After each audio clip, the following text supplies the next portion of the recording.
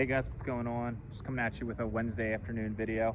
Just wanted to make a quick video about the rally that's going on right now. So the market's been really strong the past 5 weeks, really started kicking some momentum the past week, I'd say.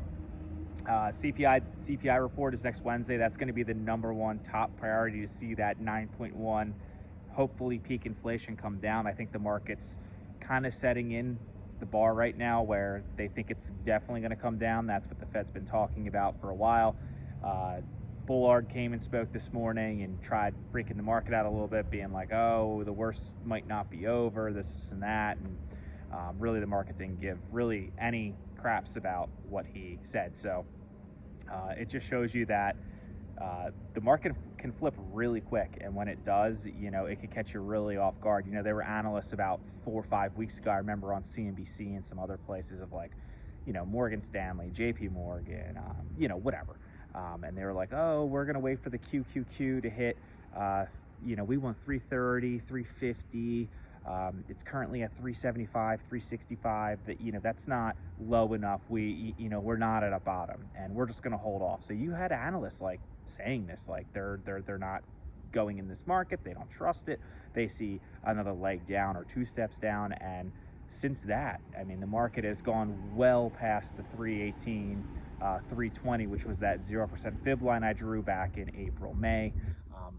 It had a triple bounce, and I believe it was February, March, and then April. It had a triple bounce off that. So it just shows you that even some of those people, really, if you're a long-term investor, how I invest, you just want to hedge, and you want a dollar cost average in your favorite positions that are very beat down fundamentally. So that's kind of my thoughts on the market right now. What I'm doing, I made a video yesterday.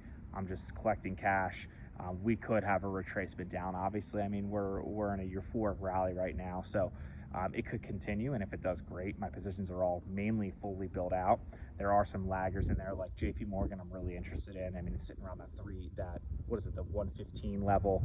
I would love to buy it sub 105 and make my position bigger. Same with Disney. Disney's lagging a little bit, but there are some small and mid caps, especially fintech, that were really, really, really beat down. They're kind of having double-digit gains almost every day, or 5% plus gains, kind of rebalancing and retracing. The Nasdaq's basically moving more towards the S&P, which is, in a normal market, that's what it does. So not saying we found the bottom, but I think we did set in the QQQ. The 268 mark might be the bottom of the market, bearing nothing crazy. If inflation comes in at 10%, which I'm not expecting, if China invades Taiwan and does crazy stuff like that, that might make a new leg down. But bearing those crazy things, I don't see the market really hitting a new bottom, especially if the number one priority in the market right now, and the Fed's priority, is economic growth, unemployment, and inflation coming down.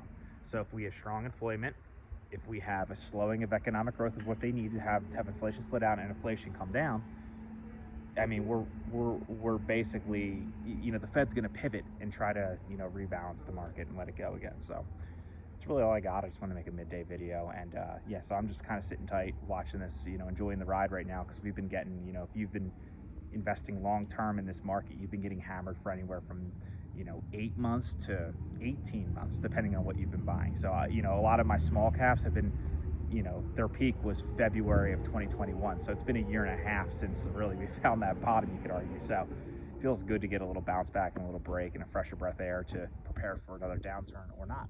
So that's all I got. Till tomorrow. Peace.